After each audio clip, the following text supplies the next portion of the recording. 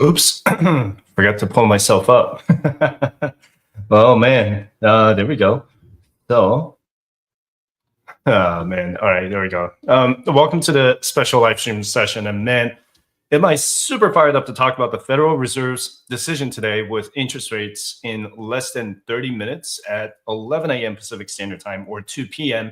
Eastern Standard Time. And this is also being live streamed in my private group. So if you're interested in joining my private group, you can visit firesightchat.com/community. And Jerome Powell is also going to have a press conference at 11:30 a.m. or 2:30 p.m. Eastern Standard Time. And we've been seeing a lot of drama between Trump and Powell. So I definitely want to hear what Jerome Powell has to say about today's decision to maintain the interest rates at 4.25 to 4.5%. And more importantly, how is Trump going to react to Powell's decision today? And chances are the committee is not going to cut any rates today because of the labor market, right? And I'm sure Trump is going to come out with some kind of angry post on Truth Social later on. So I'll make sure to pull that up later on and see what he says. And what I'm more curious about is the answer Jerome Powell is going to give to the reporters at the press conference. And I'm sure the reporters are going to ask him about the technical recession, if we get another contraction in GDP in the next quarter, because the last quarter came in with a contraction of 0.3%. And I'm sure they're going to ask him whether Trump reached out to him or not, recently. And he's probably going to give us a neutral answer, something like he says something like next question. So, but Trump has backed off a lot from the topic of firing Jerome Powell, because I'm pretty sure his advisors told him that he just has no jurisdiction over the Federal Reserve at all, because it is an independent agency from the executive branch. And the CME group is saying that, man, come on, here we go. Sorry. So the CME group is predicting that the Fed will maintain the rates where they are at 4.25 and 4.5%. So why am I even doing this live stream today? Well, because I want to see what Jerome Powell has to say about the tariffs. And he's probably not going to comment too much on it, but the Federal Reserve will, how they're looking to move forward. If the Q2 GDP comes out with a contraction, what if the labor market starts to weaken over the next couple months? Because some may say that we will be in a technical recession if we get another contraction, right?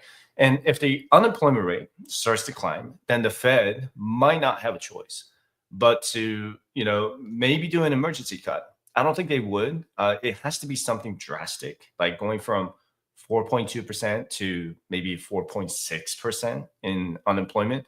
Then I would say they're probably going to start cutting in June. I don't see that happening, but we'll see. And some people believe that the Fed was going to do a surprise rate cut today. I don't see that happening, but it has happened before back in 2018 when Jerome Powell, or not Jerome Powell, but the Federal Reserve raised interest rates out of nowhere. And that pissed off the Trump administration, well, Trump himself.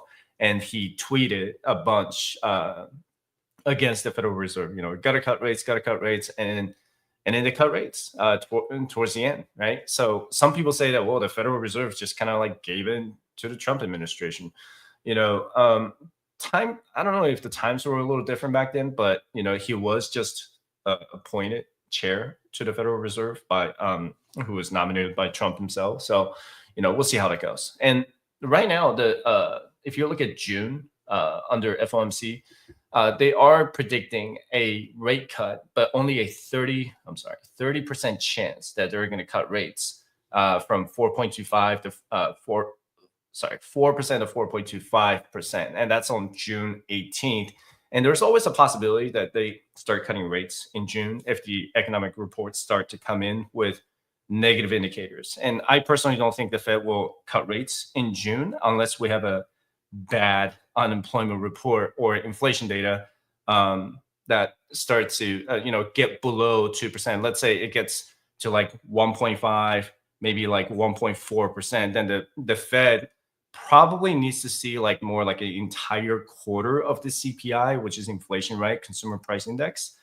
Then we can probably see that they're going to be like, maybe it is time to start cutting interest rates just little by little. But the main concern is the, you know, inflation from tariffs, right? So that's kind of the hang up right now. But anyway, the likely interest rate cut is probably on July 30th. And, because July 30th is the same date we actually get the first estimate of the Q2 GDP, right? So, but right now, the Atlanta Fed is showing that a Q2 GDP estimate at a positive rate of 2.2%. So GDP now, okay, GDP now is a nowcasting model that provides a running estimate of real gross domestic product, or the GDP growth.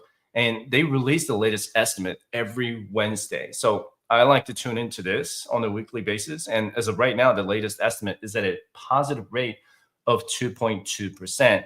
And last week it was showing like 1.1%.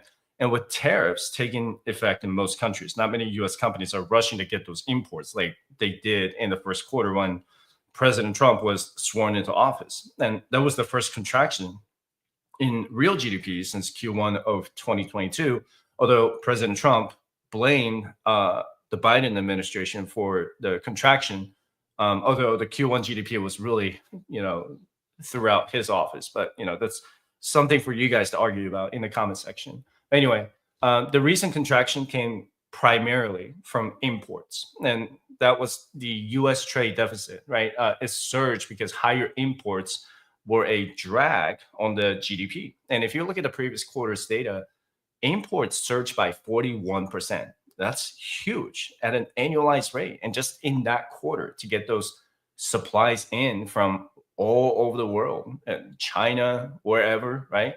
Before the tariffs took place. So, what I want to show you guys is what's happened so far since the last FOMC meeting, which is right here.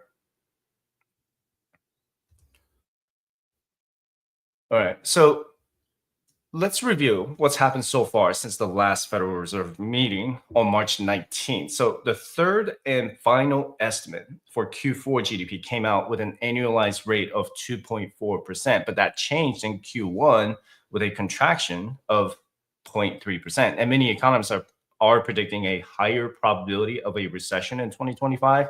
I mean, you hear about all the probabilities, you hear all the chances that are happening, all over the news, right? Could it happen? Maybe. Could it not happen? Also maybe, right? And the PC inflation, which stands for personal consumption expenditures price index, and a key inflation measure that favored by the Federal Reserve, rose only by 0.1% month over month and 2.3% year over year. So it came down from 2.7% in the previous month, and it's the lowest rate in 5 months. And the core PCE index, which excludes food and energy prices, increased by 2.6% annually. And it was down from 3% in the previous month. And these are the numbers that Jerome Powell will definitely go over in today's press conference. And the unemployment rate came in unchanged with an annual rate of 4.2%. Non-farm payrolls increased by 177,000 jobs, which exceeded expectations. In the healthcare sector, again, rose by 51,000 jobs. Transportation and warehousing increased by 29,000 jobs, and financial activities by 14,000 jobs. However, the federal government employment, so the federal employees, have declined by almost 9,000 jobs in just 1 month. That was the previous month, and contributing to a total loss of 26,000 jobs in this sector since January. And with a reduction in force taking place and potential changes to the federal employee pension in the upcoming reconciliation bill, I think there will be more federal employees leaving the workforce in 2025. If you watch my other live streams and just take a look at all the comment section, right? I have remained neutral, and I will always be neutral on this channel. But you can see that how many people are just kind of thinking, well, maybe this is my time to hang up and just leave. And before they lose the annuity pension, the supplemental annuity pension in between, if you retire at 56, going to 57, all the way to 62. But anyway, that's a separate video. And the latest JOLTS, which stands for Job Openings and Labor Turnover Survey from the Bureau of Labor Statistics, showed a decrease in job openings to 7.2 million, and that's down from 7.5 million. That's significant in February. And this might contradict the previous statement of certain job sector growth, right? But the overall employer demand for workers has continued to decline month over month, and hiring remains steady at 5.4 million, while total separations held at 5.1 million. And the latest CPI, or Consumer Price Index, showed a decline of 0.1% month over month. That's a decline. That's a negative 0.1%. And one of the biggest contributing factors was a 6.3% decrease in gasoline prices, and that's what Trump was talking about. He was, I think he was saying that the gasoline prices went down to $1.98 or something like that on True Social. Anyway, the annual inflation rate is now at 2.4%, which is down from 2.8% in the previous month. And the housing market is also easing, with the 30-year mortgage interest rates remaining steady around 6.7%. So, but if you look at the food sector, eggs are still up 60% year over year, and the restaurant and takeout food are still up significantly. So inflation overall is down, but some sectors like groceries and clothes are still up. And due to the new trade tariff announcements in early April, we could see an increase in inflation in the coming months. So I do plan to pay attention to the CPI going forward. And the March retail sales data showed a big surge by 1.4% month over month. That's also, again, due to an increase of auto sales by 5.3%, because consumers were rushing to purchase vehicles before the anticipated price hikes due to tariffs. And consumers bought some like building materials, sporting goods, and appliances before the tariff announcement. And I wouldn't be surprised if the next report shows a significant decline from this report, okay? And if the investor sentiment is very cautious now, with more uncertainty from the Trump administration, and several major investment firms have lowered their S&P 500 price target by the end of 2025, and many investors are flocking to the international market as a result. And I am going to show you this one, this one, and that one. Not that one. Was it this one? It was not that one. This one. My bad. All right. So anyway, HSBC lowered its price target from 6,700 to 5,600, and JP Morgan lowered its forecast from 6,500 to 5,200, and Goldman Sachs lowered its price target from 6,500 to 6,200. And the economists around the world are increasing the chances of a recession in 2025. And according to the JP Morgan survey, over 93% of respondents expect the S&P 500 to remain at or below 6,000 over the next 12 months due to concerns over trade policies and economic stagnation. And if you haven't watched my video about stagflation, I encourage you to check it out when you get a chance. And many top economists still believe a recession in the US is very likely. Again, the key words, likely, right? Not definitely. And so JP Morgan has already raised its recession probability to 60% due to tariffs. Goldman Sachs also raised its recession odds from 35% to 45%. So what am I doing as a FIRE investor in the meantime? And I know I'm going to get flack on this in the comment section, like I did back in 2022 during the bear market, when the entire market and the bond market was just going down, down, and down. But let me tell you something. When people become fearful of the market, they want to find something that's winning in the market. So many of my clients and my audience have asked me if they should start investing in the international stocks. And I know personally some people have pull out their entire portfolio from the US market into the international market, because people have said, I just don't believe in the US economy anymore, or I think Trump is going to put us into a depression. blah, blah, blah, whatever the reason is, right? I am always a fan of the international sector, but I think people are now doing it for the wrong reason. Why is it that every time the US stocks are down, people want to find something else that is already up 6% or 8%? I still believe in the long-term growth of the US economy. Do I diversify my investments in the international market? Absolutely. But not because the S&P 500 is down 4% year to date or 10% year to date. I know it's like only down like 3% year to date right now. It's because I have my money exposed to the international sector.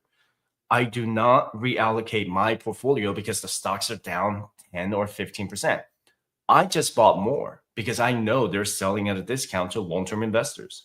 You're going to end up losing out on the best market returns, like when it did in April, when Trump announced that he was going to pause the tariffs for 90 days, right? You remember that? And how are you going to make any money if you're always fearful of the stock market? Because you're not. It's as simple as that. You can keep playing the game of, I'm going to swap these money out from this sector to that sector, but you miss just one best day, one best performing day in the stock market. You're going to lose tens of thousands, if not hundreds of thousands of dollars in the long term. I don't play that game, and I just stick to my strategic allocation, and it's been working out really well for me. Okay. Now, if you haven't been paying attention to this, I want you to start, because I posted this in my private community about VIX, and this is volatility index, and just add it to your watch list, because when VIX went to 50 on April 8th, guess what I did? I went shopping, right? I bought a ton of shares when everybody else sold out. And the VIX helps fire investors like me understand how anxious or confident the market is. So when the VIX spiked to 50, the market was down big. And that was a big opportunity to buy. And I'm not timing the market because I'm always buying, right? I am always on the schedule to buy and buy and buy. But when VIX spikes up like that, it was my opportunity to get more shares by taking out additional cash from a separate account that I have saved and just go into the market. So when everybody else is being fearful, I'm going to go in there and get more, right? Now that it has dropped below 30, the market prices have already recovered to the pre-Liberation Day level on April 2nd. So does that mean I'm going to stop buying? No, I'm still consistently buying. And if you've been following my channel for a long time, back in 2022, September 2022, people were selling their Meta shares for $90. Think about that for a second. All right. And the stock market dropped. I'm going to tell you this. The stock market dropped by 3 or 4%. It's not a crash to me. If you want to see a real crash in one day, you got to look at a great crash of 1929 when the market dropped by 13% for several days in a row. The Black Monday in 1987 saw the market drop by 23% in a single day. And the market crash in March 2020, now that made me nervous during COVID, right? So I saw the stocks crash by 13%. Now the indexes in a single day. That's a crash. Am I going to buy more if the market continues to drop? Absolutely. Did I buy more during COVID? Absolutely. Am I going to buy more shares if the market recovers? Yes, but with the amount that's already scheduled to be invested. I hope that makes sense. Okay. Now, I really wanted to kind of try to educate my clients and my audience on this, is stop trying to time the market. But when the market goes really bad, buy more, right? Now, these are the things that I want you to pay attention to starting today until the next Federal Reserve meeting on June 18th. So we're going to have the next inflation data for CPI or Consumer Price Index twice on May 13th and June 11th. And the PPI, or that sounds funny, PPI, or Producer Price Index also twice on May 15th and June 12th. Don't be surprised if the interest rates start to go down before the June meeting if the banks are pricing in more interest rate cuts than expected. And the retail sales report will come out twice on May 15th and June 17th. And that's going to be interesting because we already saw the weaknesses in January with a contraction. And we had the weak data for February with a 0.4% increase. But the March data came out with a huge increase of 1.37% because consumers rushed to purchase products before the tariffs started in April. And the second estimate of the Q1 2025 GDP is going to come out on May 29th. And this is after they already released the first estimate with a contraction of 0.3%. I don't think this is going to change much. It's probably going to stay contracted with maybe something like 0.4% or 0.2% if they have to make the adjustments. The third estimate doesn't come out until after the next FOMC meeting. And the next one is the PC inflation on May 30th for the April data. And the Federal Reserve pays very close attention to this. And don't be surprised if this comes out higher than expected due to tariffs. And we're also going to get JOLTS on June 3rd. And if you're just now tuning in, JOLTS stands for the Job Openings and Labor Turnover Survey, which helps gauge labor demand, while the unemployment rate, right, measures the supply side of the labor market. But the JOLTS report will give us a better indicator of a solid or maybe a weak labor market. Okay. And speaking of unemployment data, the latest unemployment rate will also come out on June 6th, the D-Day, right? Or D-Day, before the next Federal Reserve meeting. Right now, the unemployment rate is at 4.2%. But if it starts to creep up to, let's say, 4.4, 4.5% or higher, then the Fed might need to do something to cut interest rates probably right away, if not at the next FOMC meeting. So mark that on your calendar, June 6th and maybe even June 3rd, right? And remember, even just that 0.1% is a significant move based on our population. And the next FOMC meeting will also give us the latest summary of economic projection, or SCP. And this is the same day the Fed will make their decision to either cut interest rates or maintain the rates where they are. So you can mark this on your calendar too. And I'm going to be live for that day. So be sure to subscribe if you haven't done it already. It's currently at 4.25 to 4.55%, which is the Fed funds rate. But some people believe this is when they start cutting interest rates, going down to 4% to 4.25, and then eventually down to 3.75 to 4%. I don't see it happening personally. I don't think it's going to happen until July. Maybe I'll be wrong. Who knows, right? And it's going to depend on all the data I just showed you throughout this slide. Now, I know we have like 7 minutes remaining before they make the announcement, but this is a bonus one that I have been paying attention to. That is the tax proposal from Congress that you guys all need to pay attention to, because this is going to be huge and this is going to be big for all investors. Okay. So I live streamed last week all about the federal employee pension plan. I care about that one because I have a lot of veteran friends in that community, in the federal employment community. And I go to the VA myself. So, it does indirectly impact me if the veteran services are impacted, right? Something else huge is happening next week. That is from the Ways and Means Committee. So let me just highlight this right here. Okay. So Ways and Means Committee, it says possibly holding markup week of May 12th. So markup means that they're drafting this bill and they're going to hold that committee meeting and votes in the Ways and Means Committee. All right. So this is possibly next week or during the week of May 12th is what it says. If I have to guess, probably going to be like on Tuesday, right? Coming back from a Monday. And then I think they're going to hold a committee meeting as early as Wednesday. So as soon as they do that, I'm going to try to go live stream on that one. All right. And this is when we should find out if they're going to eliminate taxes for Social Security, overtime, and tips. And if you've never heard of the Ways and Means Committee, let me see if I can find that real quick. Nope, I guess I can't. That I had a link for that. Oh well. Is it that one? That one? No. Oh well. I had a link for the Ways and Means Committee. But if you've never heard of them, the Ways and Means Committee, just think of them as like the architects of all the tax laws in the House of Representatives. And they have been around since 1789. So they've been doing this for a long time. Not the people currently in it, but I'm just saying that the committee has been around for a long time. So basically, they're the ones who handle all the taxes, tariffs, and how the government raises money. So they also oversee big programs like Social Security, Medicare, and unemployment. So they're not just about taxes. They're also deeply involved in a lot of the economic policies that affect your daily life. And because tax laws have to start in the House. This committee has a lot of influence over how the government gets its funding. So they have a significant power over what goes in and out of your pocket. And Trump still wants to eliminate that taxes for the first $150,000 a year. So that's 76% of the population, American households, that would no longer be required to pay federal income taxes. That's his proposal, right?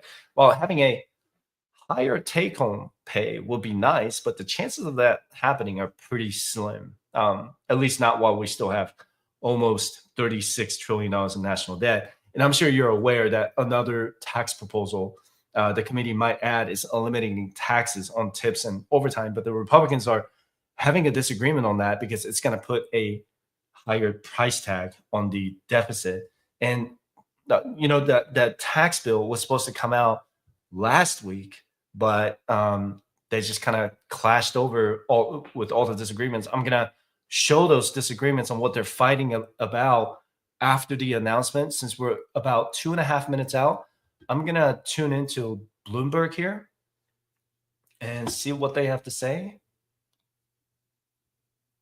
The impacts, they're all to the downside.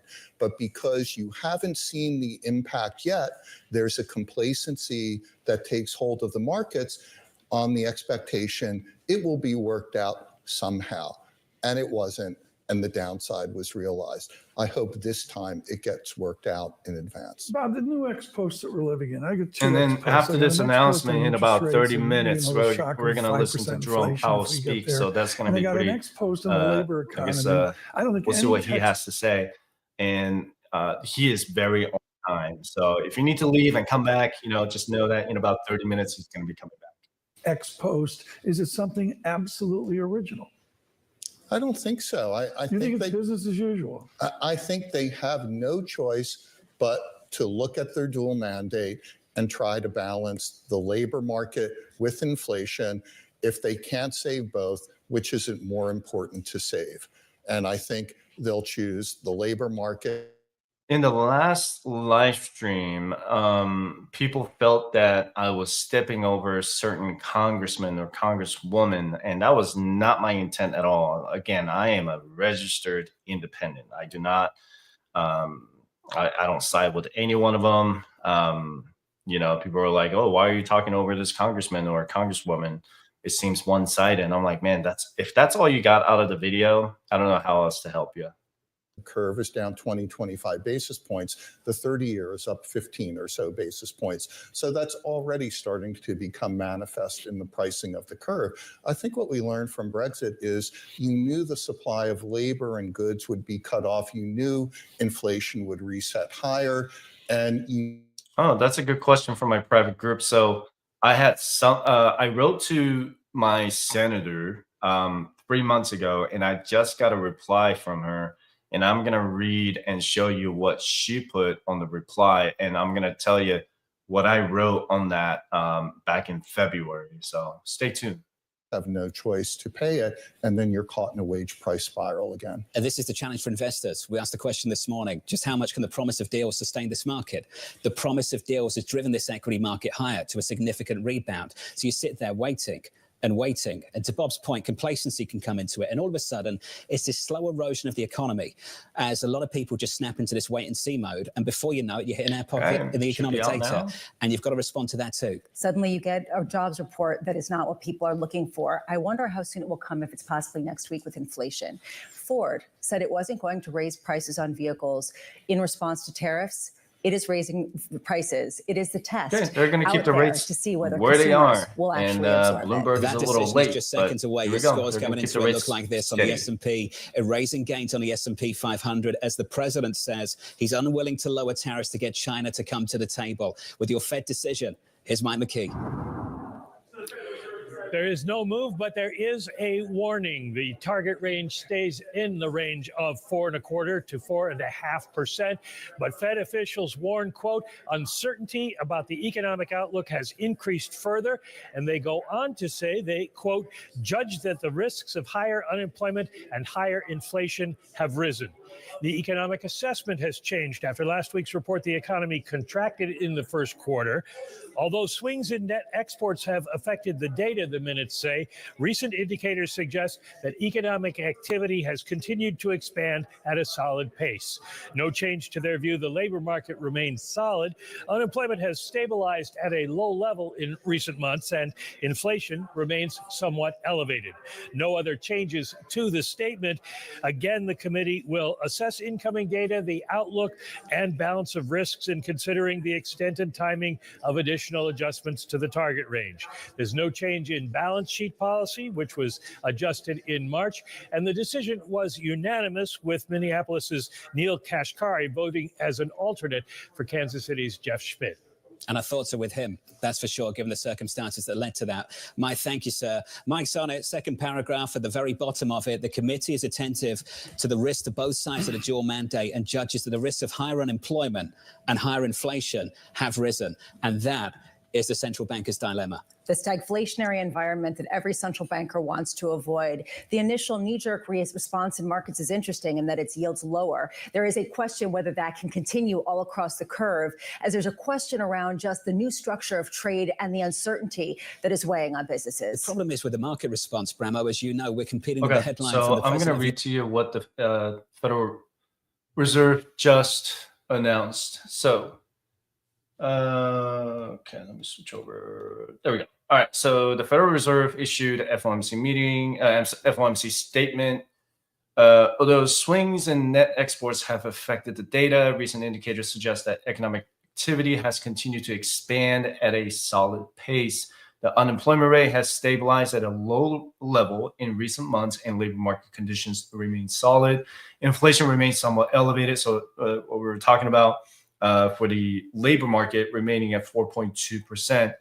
I would disagree with this statement. Inflation right now is showing at 2.4%, unless they're saying something that I'm not seeing right now. But that's what the statement shows. The committee seeks to achieve maximum employment and inflation at the rate of 2% over the longer run. Uncertainty about the economic outlook has increased further. The committee is attentive to the risks to both sides of its dual mandate, blah, blah, blah. Okay. So in support of its goals, they're going to maintain the Fed funds rates at 4.25 to 4.5%. In considering the extent and timing of additional adjustments to the target range for the federal funds rates, the committee will carefully assess incoming data, the evolving outlook, and the balance of risks. The committee will continue reducing its holdings of Treasury securities and agency debt and agency mortgage-backed securities. The committee is strongly committed to supporting maximum employment and returning inflation to its 2% objective. It says, in assessing the appropriate stance of monetary policy, the committee will continue to monitor the implications of incoming information for the economic outlook. So, wow, all right. The committee will be prepared to adjust the stance of monetary policy as appropriate if risks emerge that could impede the attainment of the committee's goals. The committee's assessments will take into account a wide range of information, including readings on labor market conditions, like I talked about earlier, inflation pressures and inflation expectations, and financial and international developments. So like Bloomberg just reported, they are closely looking at this. And what if inflation jumps from 2.4%, let's say it jumps to 4% in the next 3 months? Does this mean that the Federal Reserve will raise interest rates, right? So obviously that's going to be another clash between the Fed or Jerome Powell and Trump and the Trump administration, right? So I want to see if there's anything said on Truth Social here. Let me see. He hasn't said anything that I can. I don't see anything there. Nope, he hasn't posted in 4 hours. So, yeah, we'll see what he says to Jerome Powell. I'm sure he's going to post something later on. But yeah, that's what it says on there. Oh, all right. So in 25 minutes, Jerome Powell is going to be live press conference, and he's going to be answering all the questions. So that one is going to run for about 50 minutes, I would say. He takes quite a few questions. But let me get back to the taxes real quick, because this is pretty interesting on why. So real quick, if you're just tuning in, the Ways and Means Committee, they're backed up right now. They're severely delayed on, not severely, but they're pretty delayed on the tax cuts on Social Security, OTs, and tips, right? So because they have several major disagreements within the Republican Party, and the Republicans know this too, because they need their votes to pass the bill. So let me show you what they're disagreeing on those issues. So, yep, okay. So let me share this. This is an article that I found, which is pretty much the same thing. So they're delaying the bill within the Republican Party because they're disagreeing on how to cut Medicaid spending. So there are several proposals to roll back Medicaid expansion by imposing new work requirements for able-bodied adults to access Medicaid benefits, but it's only going to save like a small fraction of the $2 trillion dollars in cuts that Republicans are demanding. And they're also looking to put the responsibility on the state governments, Medicaid on state governments, but many Republicans don't believe the states can afford to pay for Medicaid. And the other disagreement they're having is the elimination of SALT. So SALT, which stands for state and local taxes. So several House Republicans want to raise the $10,000 limit in a new bill to $15,000 for individuals and $30,000 for married couples. And this creates a problem for the other House Republicans because they don't want a bigger SALT deduction where they represent districts where it's not a big issue, right? And raising the SALT limit is primarily right now being pushed by the New York and California House Republicans, and they need their votes to pass the bill. And the Senate Republicans have no interest at all in expanding SALT. So they're having those disagreements on SALT.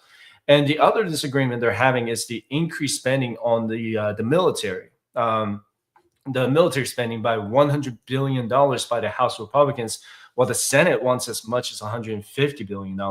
And some House Republicans don't believe that increased military spending should be in the bill after the Pentagon failed to pass an independent audit for the last several years. And you can read this up. There are several articles about what they're agreeing on, but it's pretty interesting. But rest assured, I will have the video or live stream going out as soon as the Ways and Means Committee publishes the bill during the week of May 12th, which is just a week away. So be sure to subscribe if you haven't done it already. And there's already a proposal in place to eliminate taxes like the head of household tax filing status and just keep it either single or married filing jointly. So if you're filing your taxes as a head of household and you're not married, obviously, then you're going to be under the single tax filing status, which raises your taxes.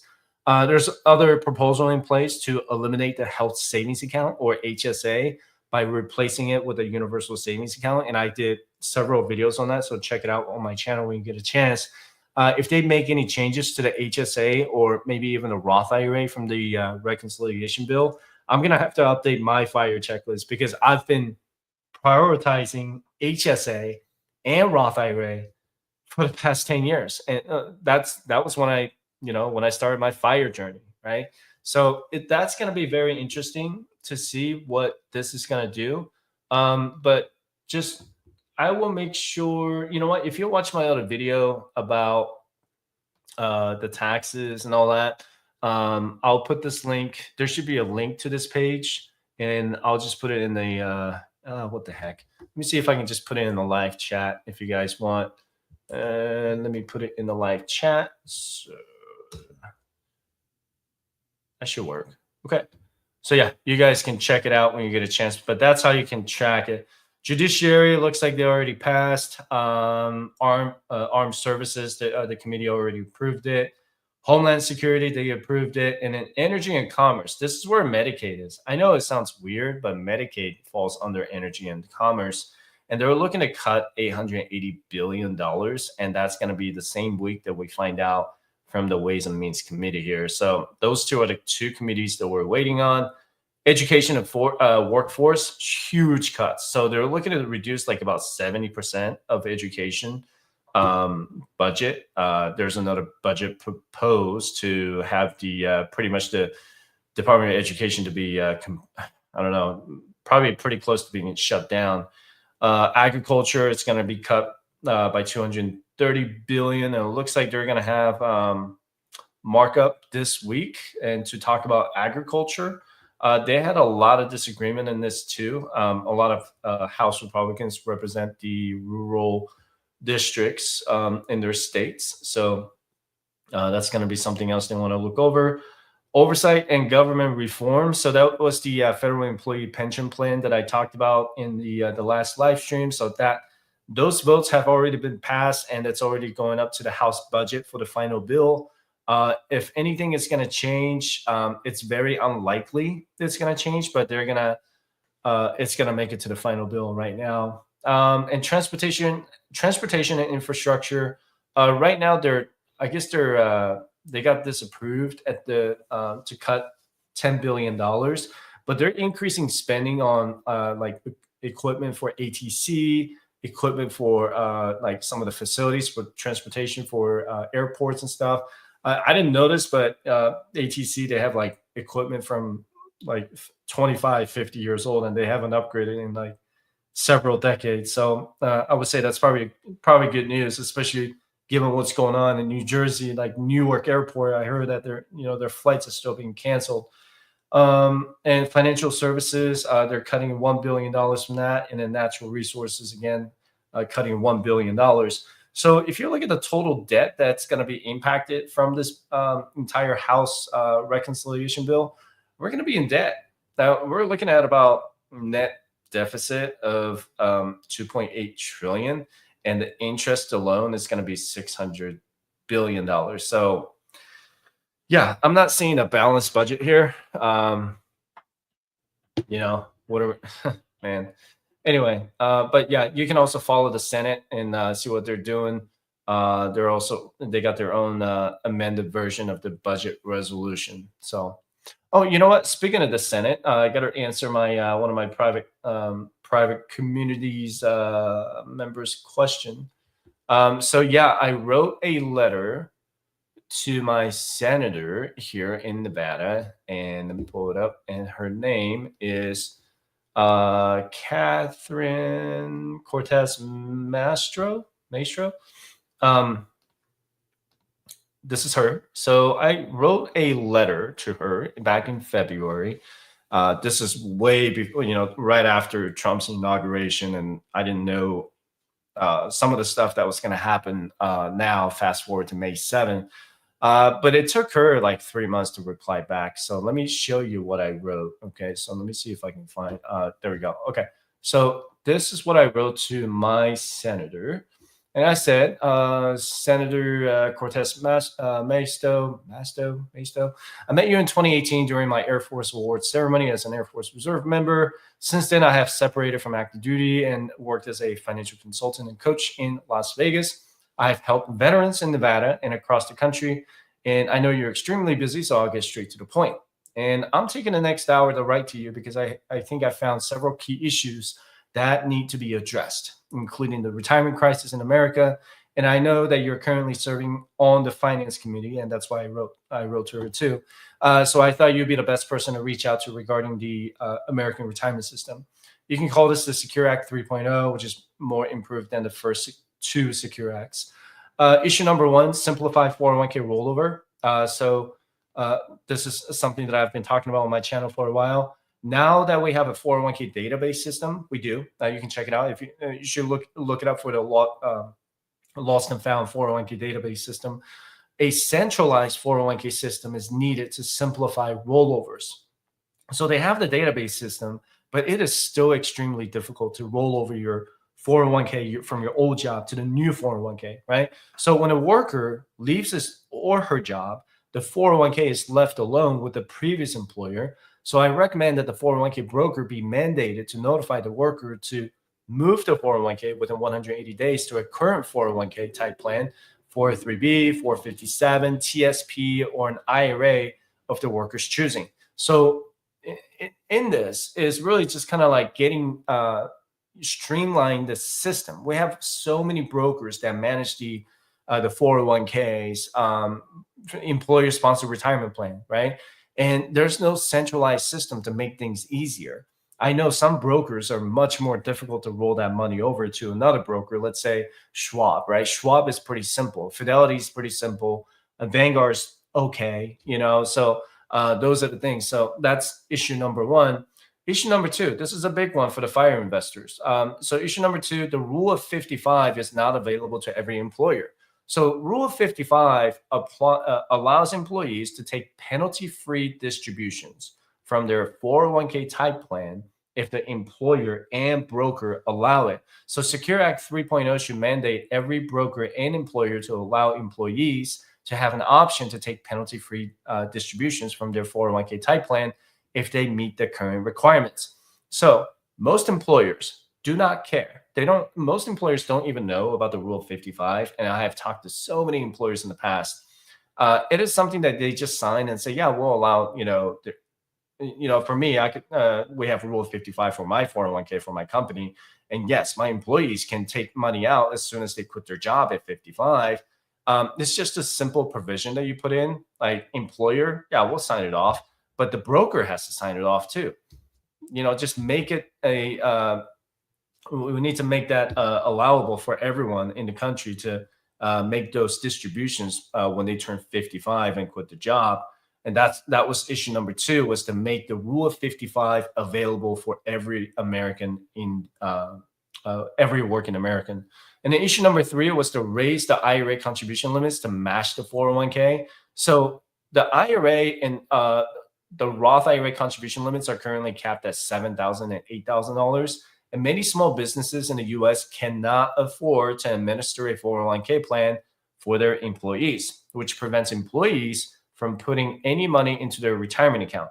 The IRA contribution limit should match the 401k type plan to $23,500 with a catch-up limit of $7,500 and $11,250 if you're between the ages of 60 and 63. So my intent with this was that there are many small businesses, because right now you have to have like a certain number of employees in order to have that mandated 401k for your employees. But when you have a small shop with maybe 2 employees, you're not required to open a 401k. And it's not cheap to have a 401k for your employees, let alone the management fee, the administration fee that you got to pay every year. I got to pay those every year for my 401k and my employees' 401k. So this is making IRA more accessible. So by raising that contribution limit from $7,000 to $23,500 makes sense, right? Not every small business, people, I could hear the argument saying that people are not going to make that much money to put $23,500. You don't know that. There are a lot of smaller shop that, that just want to keep their labor force small, but they're making a lot of money from, just a higher salary or whatnot. But it doesn't matter. For whatever reason, I think we need to have a higher contribution limit for the IRA, and it's still just lagging behind at $7,000 compared to $23,500 for the 401k. And which leads to issue number 4, which is to cap the 401k management fee. So right now, a lot of brokers, they charge as high as 2% in management fees. Okay, it eats into taxpayers' profit. The management fees should be capped at 0.5% at the most. If taxpayers seek financial advice service, then increase the rate to 1% at the maximum. That's just what I think that they should do. Make 401k after-tax contributions available to all Americans. So this is the mega backdoor Roth that I proposed. In 2025, only 30% of 401k brokers and employers allow their employees to make contributions beyond their regular contributions, known as an after-tax contributions or mega backdoor Roth. This reflects a lack of financial knowledge among employers regarding this feature. The total contribution limit for 401k plans is $70,000 in 2025. Let me know in the chat or in the comment section if you knew that. If you didn't know that, you're one of the very common people who didn't know, right? So it's not widely advertised. your 401k contribution limit is actually $70,000 in 2025, combining both employee and employer contributions. Streamlining contributions will enable workers to defer their salaries up to $70,000, including their employer's match or profit sharing contributions. I know people in the comment section are going to be like, who's going to be able to put all $70,000 away into the 401k? I'm not saying that. I'm saying that 23,500, and then there's an after-tax contribution that's a part of that $70,000. What I'm saying is we need to make that available for everyone. Why is it that only a few brokers doing it? What if you are someone in your 50s and you have multiple streams of income and you're trying to save 100% of your income towards your 401k because you're trying to grow your 401k as much as you can before you retire? You know, I would want that kind of opportunity to have that after-tax contribution option, right? Not every 401k broker offers that mega backdoor Roth. And every employer, not every employer signs off on that. So this is something that's a no-brainer that we need to make it available for everyone, is all I'm saying. Issue number 6, eliminate the Roth IRA income limits. So the Roth IRA income limits exist initially to prevent ultra-wealthy people from sheltering their money in a tax-free account. However, the backdoor Roth conversion has been the loophole to contribute to the Roth IRA regardless of our income. So eliminating the Roth IRA income limits can allow more households to invest in their Roth IRAs to secure their tax-free retirement. It benefits the American middle class more than the US's top 1% income earners. Roth IRA income limits have been irrelevant for many, many years. So yeah, we need to get rid of that and eliminate the Roth IRA 5-year rule. This is probably the dumbest rule that the Roth IRA has. So currently, taxpayers under 59.5 must wait 5 years when they convert pre-tax dollars from a 401k or IRA to a Roth IRA, or they face a 10% penalty. Since they pay, this is common sense, right? Since they pay federal and state income taxes in the same tax year, they make the conversion. They should not have to wait another 5 years to touch the money on the money they already pay taxes on. Come on, right? Issue number 8 was making health savings account accessible to all Americans. So I cited HR 5787 to make HSA available for everyone, regardless of being enrolled in a high deductible health plan. So this is going to allow veterans with service-connected disability and veterans benefits to contribute to the HSA. I talked about in my private client program, I work with many veterans with VA disability who are not eligible for the HSA. Unfortunately, the bill doesn't amend HSA eligibility if you have TRICARE. Please also see HR 5687, which allows taxpayers with Medicare Part A to contribute to the HSA. And currently, once taxpayers are enrolled in Medicare, they cannot contribute to the HSA, but they can use HSA funds to pay for Medicare Part B. So the rest of it is just kind of like, making HSA more eligible, making it eligible for every American is what I put on there. And issue number 9 was to raise the HSA contribution limits. That's also something that I've been passionate about.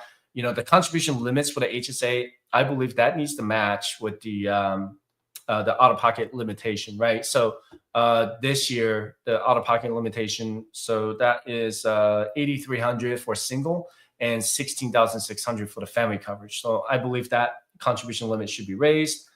Issue number 10 was the HSA, allowing HSA to pay for long-term care. So if we use HSA correctly, right now, not every HSA, which is weird, the HSA eligible medical expense doesn't cover long-term care. It covers some, but not the whole thing. If you read the what's on there on the medical coverage, if we can invest the HSA the right way, and let's say you just if you can just raise the HSA limits, make it available for everyone, and have everyone invest in the HSA, we're going to have I think we'll be okay, not great, but okay with our healthcare problem into our future, right? So I'm going to be 40 next year. my health is fine. Have some problems here and there with the, with my lungs probably from the burn pit. But other than that, I haven't had really like major issues. But when I go into my 60s, I definitely want to be more aware of what's going on with my health, and I want to be able to use my HSA to pay for those expenses. Inflation for Medicare, not Medicare, but medical expenses have gone up. It has surpassed CPI over the last 25 years. So, medical expenses are only going to go up and up and up in 10 years, 20 years. I'm going to be 60 in 21 years, right? That's pretty far away. But, to me, man, I don't even know where the last 20 years went. So, but anyway, okay. So this is what the senator replied to me with. So I'll make it quick because it took her 3 months to write back, and she didn't even address anything that I said. She only wrote what she did. I mean, congrats. I'm glad that you signed that Secure Act 2.0, but she didn't address anything. She said, like you, I believe Americans should be able to retire with dignity. Today, the average American spends nearly 20 years in retirement. Those who have worked hard and played by the rules should be able to afford a secure retirement. This is why I supported legislation like securing a strong Secure Act 2.0, signed into law by President Biden. This legislation provides small businesses the support they need to help. Okay, don't get me wrong. Secure Act 2.0 was huge, and I did a ton of videos on those, and those were great. We need more, though, right? So that's why I wrote that long letter on the proposals. And it says, you may be interested to know I was a co-sponsor of the Social Security Fairness Act, which is not something that I even brought up in my letter. I was proud to support this bill in the 118th Congress when it passed. The House and Senate was signed into law by President Biden. Cool. Old news, right? Old news. I knew about that. So yeah, it just talks about all the Social Security benefits. I supported this bill because I believe the workers who teach our children and keep our communities safe should have access to the full Social Security benefits. Today, over 50,000 Nevadans are impacted by the windfall elimination provisions and the government pension offset. By repealing these unfair provisions, public service employees like police, firefighters, and teachers will finally be able to collect the full benefits of the Social Security program they have spent years. I never even mentioned once about Social Security, and this is what I got. I think this is, if you look at the font between this one and this one, they're different. So I think this is a pre-written letter or paragraph. And then this was typed by probably her staff, if I have to guess. Your views matter to me and help me become a better voice for our state. Please rest assured I will continue my work advocating for Nevadans and promoting initiatives, helping bolster. All right. That's it. Nothing. She responded. Thank you. Forgot to share that. Sorry.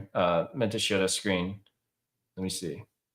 I was reading it, but I forgot to share the screen. But this is what it says. The one page. And if you look at the font here, doesn't even match. Thank you, Senator, for the reply. And yeah. All right. Now I feel I'm gonna write more. Oh well. But let's listen to Jerome Powell.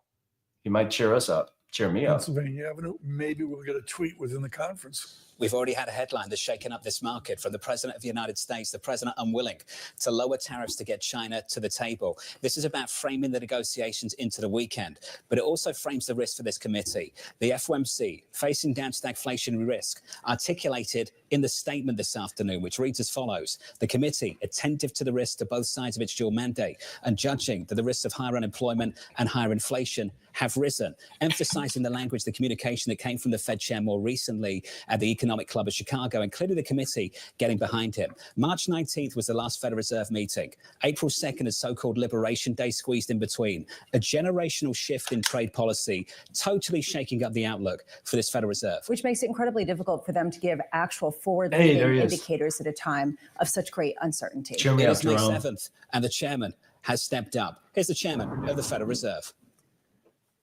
My colleagues and I remain squarely focused on achieving our dual mandate goals of maximum employment and stable prices for the benefit of the American people. Despite heightened uncertainty, the economy is still in a solid position. The unemployment rate remains low, and the labor market is at or near maximum employment.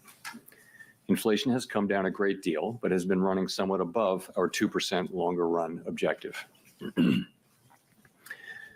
In support of our goals, today the Federal Open Market Committee decided to leave our policy interest rate unchanged.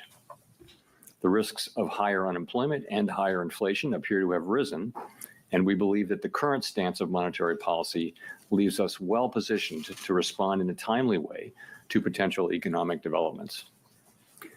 I will have more to say about monetary policy after briefly reviewing economic developments. Pardon me. Following growth of 2.5% last year, GDP was reported to have edged down in the first quarter, reflecting swings in net exports that were likely driven by businesses bringing in imports ahead of potential tariffs. This unusual swing complicated GDP measurement last quarter. Private domestic final purchases, or PDFP, which excludes net exports, inventory investment, and government spending, grew at a solid 3% rate in the first quarter, the same as last year's pace. Within PDFP, growth of consumer spending moderated, while investment in equipment and intangibles rebounded from weakness in the fourth quarter. Surveys of households and businesses, however, report a sharp decline in sentiment and elevated uncertainty about the economic outlook, largely reflecting trade policy concerns. It remains to be seen how these developments might affect future spending and investment. In the labor market, conditions have remained solid. Payroll job gains averaged 155,000 per month over the past 3 months. The unemployment rate at 4.2% remains low and has stayed in a narrow range for the past year. Wage growth has continued to moderate while still outpacing inflation. Overall, a wide set of indicators suggest that conditions in the labor market are broadly in balance and consistent with maximum employment. The labor market is not a source of significant inflationary pressures.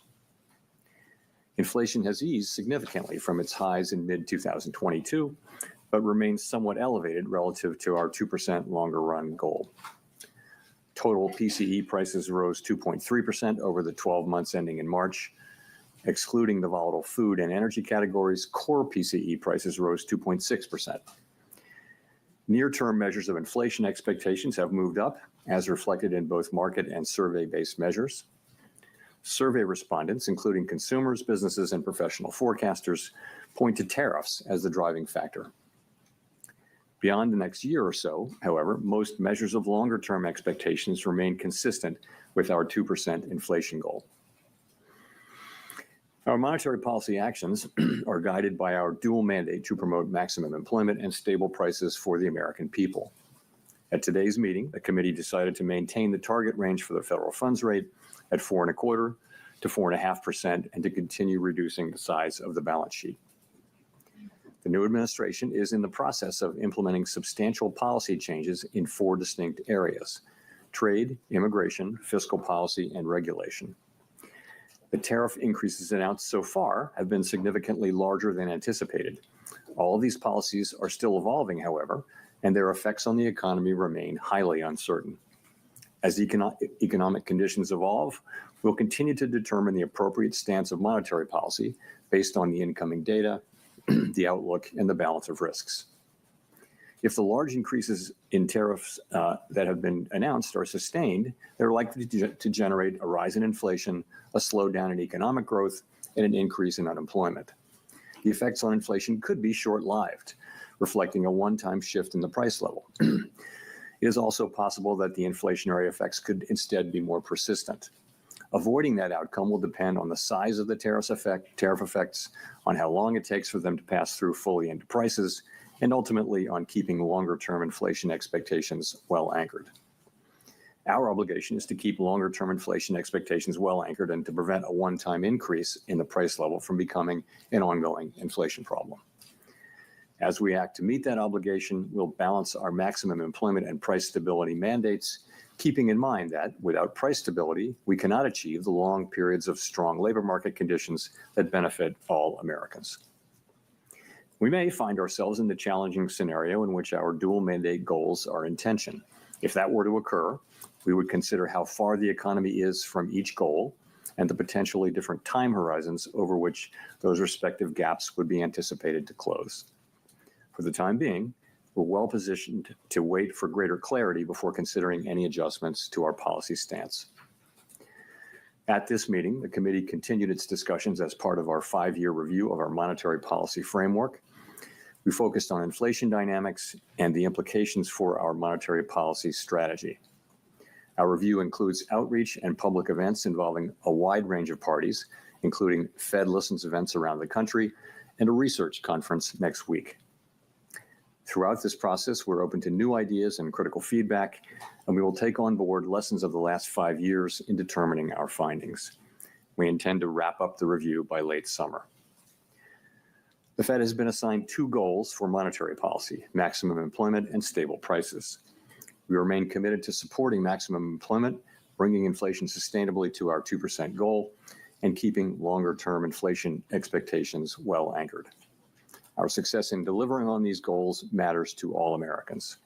We understand that our actions affect communities, families, and businesses across the country. Everything we do is in service to our public mission. We at the Fed will do everything we can to achieve our maximum employment and price stability goals. Thank you. I look forward to your questions. Steve. Here we go. Steve Leisman, CNBC. Thank you, Mr. Chairman, for taking my question. A lot has happened since the last meeting. There's been tariffs put on, tariffs taken off, and meanwhile, there's a bill advancing in Congress. And I just wonder if I could press you on the last part of your statement. Are you any closer now to deciding which side of the mandate is going to need urgent care first? Well, so as we noted in our statement, post-meeting statement, we've judged that the risks to higher employment and higher inflation have both risen. And this, by the way, of course, is compared to March. So that's what we can say. I don't think we can say, which way this will shake out. I think there's a great deal of uncertainty about, for example, where tariff policies are going to settle out. And also, when they do settle out, what will be the implications for the economy, for growth, and for employment? I think it's too early to know that. So, I mean, ultimately, we think our policy rate is in a good place to stay as we await further clarity on tariffs and ultimately their implications for the economy. Hearing you describe what you're looking for in terms of being able to make a decision, it sounded like that's a long-term process before you sound like you're going to be comfortable, or the committee would be comfortable to act on what the data is telling you. I don't think we know. I think if you look where we are today, we have an economy that, if you look through, the sort of distortions in Q1 GDP, you've still got an economy that looks like it's growing at a solid pace. The labor market appears to be solid. Inflation is running just a bit above 2%. So it's an economy that's been resilient and is in good shape. And our policy is sort of modestly or moderately restrictive. It's 100 basis points less restrictive than it was last fall. And so we think that leaves us in a good place to wait and see. We don't think we need to be in a hurry. We think we can be patient. We're going to be watching the data.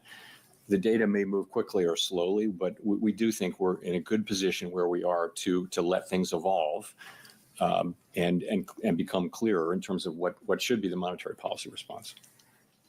Nick. Nick Timmerose of the Wall Street Journal.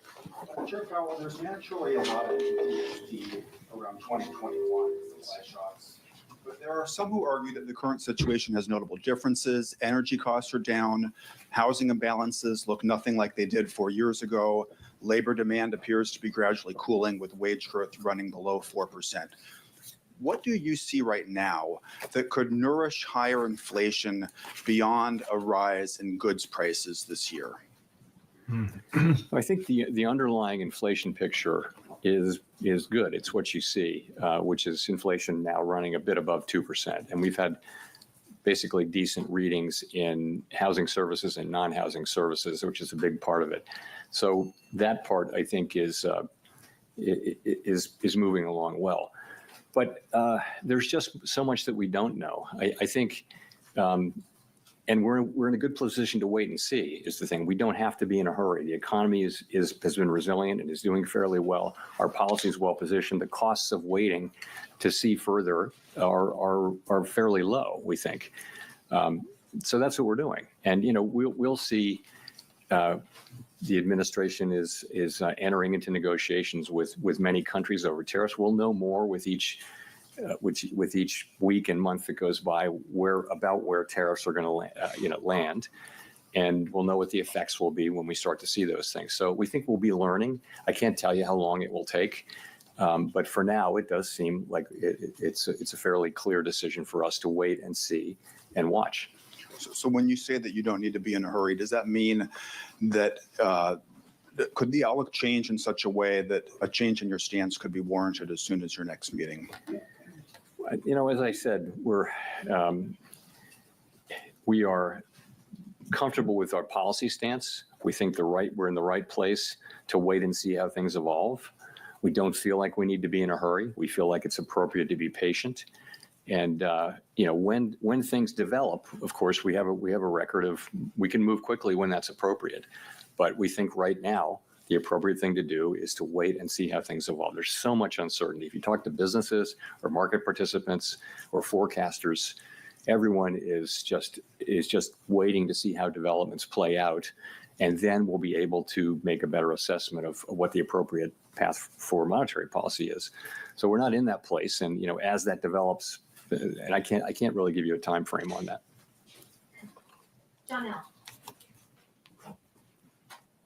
Janelle Marte with Bloomberg.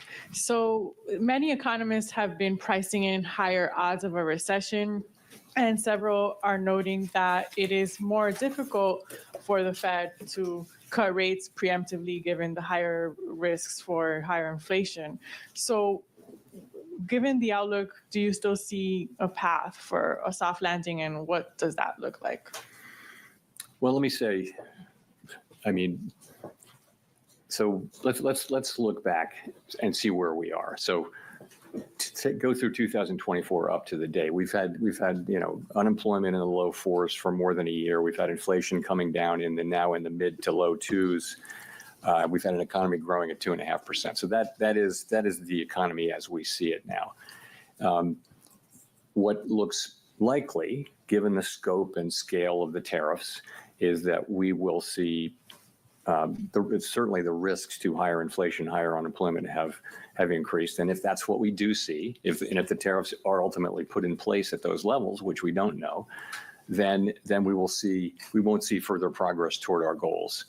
But we might see a delay in that. I think in our thinking, we would never do anything but keep achieving those goals. But we would, at least for the next, let's say, year, we would not be making progress toward those goals. Again, if that's the way the tariffs shake out. The thing is, we don't know that. There's so much uncertainty about the scale, scope, timing, and persistence of the tariffs. So that's that. In terms of preemption, I think you can look back at the 2019 cuts as preemptive. I wouldn't say that what we did last fall was at all preemptive. If anything, it was a little late. But 2019, we did cut 3 times. But the situation was you had a weakening economy and you had inflation at 1.6%. So that's a situation where you can move preemptively. Now we have inflation running above target. It has been above target for 4 years. It's not so far above target now. And we have an expectation, conditional on what happens, that we'll see upward pressure on inflation. If you look at where forecasters are, they're all forecasting an increase in inflation. So it makes it, and then we've also got forecasts of weakening in the economy, and some have recession forecasts. We don't publish a forecast about that. We don't publish a forecast that assesses how likely a recession is. But in any case, it's not a situation where we can be preemptive because we actually don't know what the right response to the data will be until we see more data.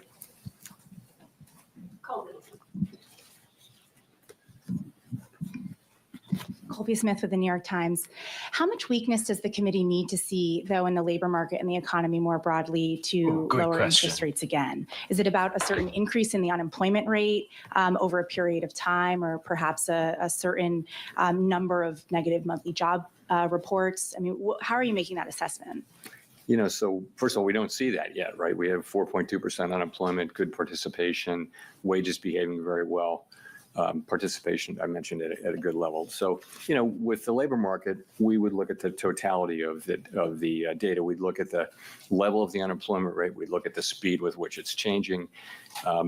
We would look at the whole huge array of labor market data to get a sense of whether conditions are really deteriorating or not. And at the same time, we'd be looking at the other side of the mandate. We could be in a position of having to balance those two things, which is, of course, a difficult balancing judgment that we'd have to make. On that point about balancing, I mean, you've mentioned that the committee would consider how far the economy is from each goal and the time it would take to kind of get back to that point. But what does that mean in practice? I mean, how much of that assessment will be rooted in a forecast versus data dependence? It would be a combination of the two. I mean, let's just say this would be a complicated and challenging judgment that we would have to make. Yeah, we're not in this situation, but the situation is if the two goals are in tension. So let's say that unemployment is moving up in an uncomfortable way, and so is inflation. Not the situation we're in, hypothetically, but we would look at how far they are from the goals, how far they're expected to be from the goals, what's the expected time to get back to their goals. We look at all those things and make a difficult judgment, and that's in our framework. It's always been in our thinking. We haven't faced that question in a very long time, so again, difficult judgment to make, and not one that we face today, and we may never face it, but we have to be keeping it in our thinking now. Thank you.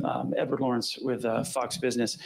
So we had the CPI report that came out that showed month over month the first decrease in inflation in about 3 years. The jobs report, you said, solid, that we saw. At the same time, we have those new tariffs that we're living under. So given this, should the Federal Reserve be cutting rates at all this year? It's going to depend. I think you have to just take a step back and realize this is why we are where we are. We're going to need to see how this evolves. There are cases in which it would be appropriate for us to cut rates this year. There are cases in which it wouldn't. And we just don't know until we know more about how this is going to settle out and what the economic implications are for employment, for inflation. I couldn't confidently say that I know what the appropriate path will be. So following on that, so then how does President Trump calling on you personally, as well as the Federal Reserve, to make rate cuts affect your decision today and affect your job difficulty?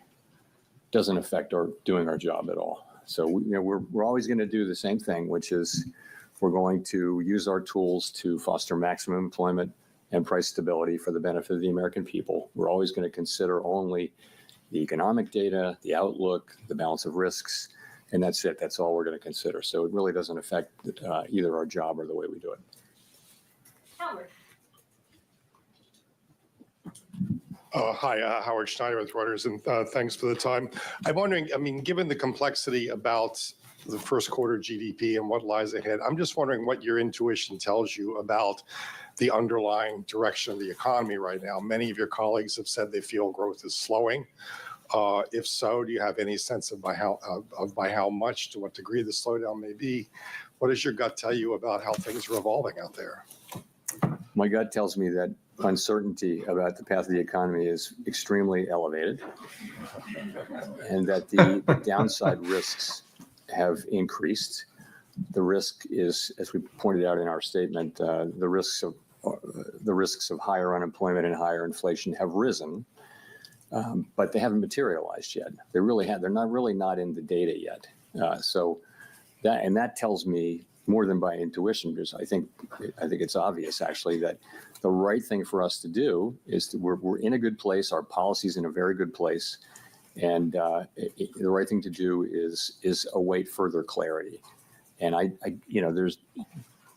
usually things clarify and the appropriate direction becomes clear. That's what usually happens. Right now, it's very hard to say what that would be. In the meantime, the economy is doing fine. Our policy isn't, it's not highly restrictive. It's somewhat restrictive. It's 100 basis points less restrictive than it was in, last summer. So we think it's in a good place, and we think the appropriate thing is for us to wait and see and get more clarity about the direction of the economy. Well, let me press you on this idea of the economy being fine right now, because reading the Beige Book very closely the last time around, there was a lot of negative stuff, negative sentiment that was in there. And I know that everybody's looking at soft data right now. You mentioned it yourself that the sentiment's sour. But the Beige Book was talking about, the beginnings of layoffs in some industries, prices rising in some places, and an awful lot of investment decisions being pushed to the sideline. Doesn't that point to a slowdown?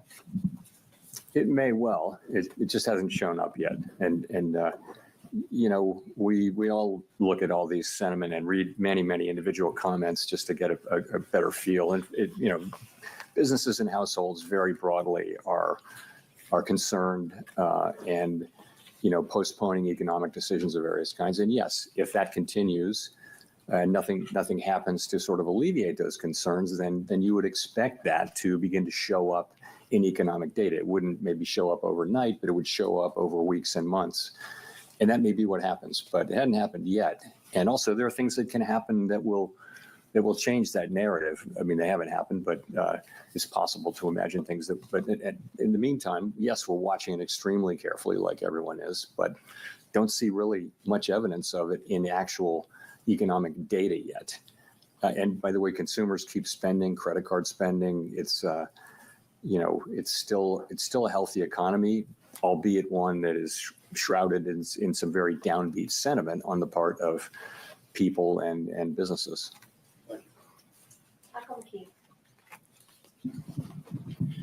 Michael McKee from Bloomberg Radio and Television. The Fed's been criticized recently by a former governor for what he calls mission creep. You take on more problems, use more tools, and then end up building tools to deal with the fallout of those tools, which then makes it a given that you will act more aggressively in the future. Is that a fair critique, and is that something you would be looking at in your framework review? Sorry, say the critique again. That the Fed has been involved in mission creep, gets involved in using too many new tools to deal with problems and to go too far. Is that something that the critique was based around the fact that you did QE and QE and QE and went beyond the narrow confines of your mandate? So, well, I mean, there are a couple. That's not really beyond the confines of our mandate. I would say this: we did things. Essentially, we're on an emergency footing for a couple of years in the pandemic, and it's very fair and very welcome for people to look back over what we did and say, "Hey, you could have done this better and different." And one thing we hear a lot is we could have explained QE a little better. We did think we were explaining it in real time. I completely accept the thought that we could have explained it better. There's a lot of thinking that we went on too long with QE. I can tell you that the reason we did was we were concerned that we didn't want a sharp tightening in financial conditions at a time when we thought the economy was still vulnerable. And so we did hold on for a long time to QE, and we of course tapered and everything. And then we immediately went into QT. And we're down a couple of trillion, but I get we certainly, with the benefit of hindsight, could have tapered earlier or faster. That's absolutely right. But this is all very welcome. We knew doing this in real time that we weren't going to get it perfect, and those kind of after action kind of looks are essential, and we're doing the same thing in our review. So on some issues. The other part of that critique is that you've taken on topics that are outside of the mandate, such as climate change and trying to ensure that certain groups are benefited by your economic policies in terms of employment, et cetera. So, okay, on climate, you've heard me say over and over again that we will not be climate policymakers, and that our role on climate is a very, very narrow one. And I think that's what we've done. We've done really very little on climate. You can say that little bit that we've done was too much, but I wouldn't want to give any impression that we've taken climate and it's something that we're spending a lot of time and energy on. We're not. We have very, very narrow things. We did one guidance for the banks, and then we did a one-time stress analysis, climate stress analysis, and that's it. And we dropped out of the network for bringing the financial system. So we didn't do much on climate, but I do think, and I've said this publicly several times, I think it's a real danger for us to try to take on a mandate like that, which is very narrow application to our work. And the risk is if you go for things that are really not on your mandate, then why are you independent? And I think that's a very fair question. I do think we've done a whole lot less on climate than some people seem to think we did. Anyway, that's what I think. Should you have taken on the question of bringing unemployment rates down for specific categories? We didn't do that. What we said was that we never targeted any unemployment rate for individual racial or demographic groups. What we said was that maximum employment was a broad and inclusive goal. And I think what we meant by that was we're going to consider the totality of the country as we look at our maximum employment goal. Of course, we were never going to target any individual group with that, but I think some people, wanted to hear it that way. But that's not at all what we meant. So that's just not a correct reading of our. But I can see how maybe people found that confusing, and we have to take that into consideration. Jolene. Hi, Chair Powell. Thanks for taking our questions today. I'm Jolene Kent with CBS News. You've said wait and see, and the economy is doing fine today, but the impact of tariffs are already showing up at the ports. Businesses, big and small, are telling us that they feel it, and most importantly, consumers say they feel it, that the challenges are here, and there's no waiting and seeing. For Main Street, what is the breaking point? What would have to happen to prompt a rate cut specifically? Well, so we really don't see in the data yet big economic effects. We see sentiment, there are concerns that higher prices may be coming or things like that. So they're worried now about inflation. They're worried about a shock from the tariffs, but they really haven't. That shock hasn't hit yet.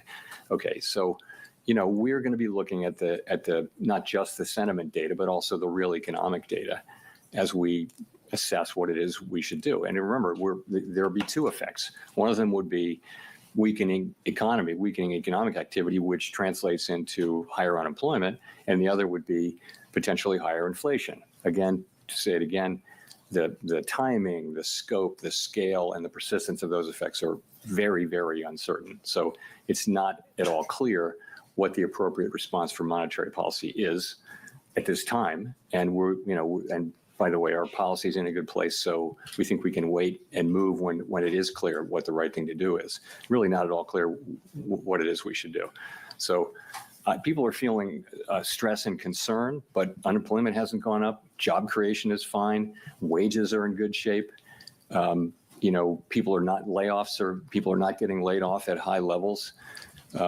Initial claims for unemployment are not increasing, in any kind of impressive way. So the economy itself is still, in solid shape. Just a quick follow-up. President Trump now says he does not plan to remove you as chair. When you heard that, what did you think? I don't have anything more for you on that. I've pretty much covered that issue. Thank you. Tell us more. Hi, thank you. Chris Rugaber, Associated Press. Well, I just wanted to follow up. Earlier, it sounded like you said it was unclear how the Fed, what kind of interest rate decisions you will make later this year. So does that, in March, there was guidance that 2 cuts might happen, 2 cuts were penciled in for this year. Is that now, that guidance from the last press conference, has that been overtaken by events at this point? We don't do a summary of economic projections at every meeting, as you know. We do it every other meeting, and so this was the meeting when we didn't do it. And we don't also kind of poll people. So I really wouldn't want to try to make a specific projection for where we are relative to that. We will, in 6 weeks, we have the June meeting, and you'll have another SEP. I'm not going to hazard a guess here today as to what it would be. Again, what I would say is that we think our policy rate is in a good place. We think it leaves us well positioned to respond in a timely way to potential developments. That's where we are. And that, depending on the way things play out, that could include rate cuts. It could include us holding where we are. We just are going to need to see, how things play out before we make those decisions. Great. And just to follow up on that, I mean, when you address the issue of how the Fed would handle both rising unemployment and rising inflation, how are you thinking about the fact that addressing one could exacerbate the other? So a rate cut to reduce unemployment could worsen inflation and vice versa. How do you handle those challenges? You just captured this is the issue with the two goals being in tension. It's a very challenging question. Now, there can be a case in which one goal is very far, one variable is very, very far from its goal, much farther than the other. And if so, you concentrate on that one. And frankly, that was the case. Well, it wasn't a case where they were really in tension, but if you go back to 2022, it was very clear that we needed to focus on inflation. The labor market was also super tight, so it wasn't really a trade-off.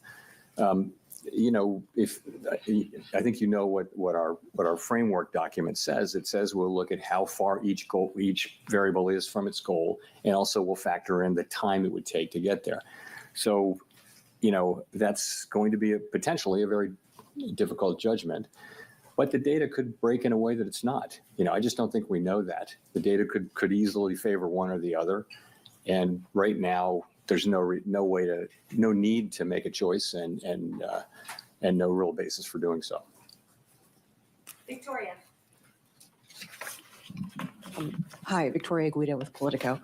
I wanted to ask, Congress is currently debating spending cuts alongside extending the tax cuts. Yep, and I know you've talked many times about how the path of the debt is unsustainable, but given that we're also talking right now about the economy slowing, potentially even recession, I was just wondering, is there a danger that spending cuts now could slow growth a lot more? We don't give Congress fiscal advice. We take what they do as a given, and we put it in our models and in our assessment of the economy. So I wouldn't want to, speculate on that. I mean, I think we do know that the debt is on an unsustainable level, on an unsustainable path, not at an unsustainable level, but an unsustainable path. And it's on Congress to figure out how to get us back on a sustainable path. And, it's not up to us to give them advice. Well, do you think that they should take macroeconomic conditions into account as they look at this? I think they don't need my advice and our advice on how to do fiscal policy any more than we need their advice on monetary policy.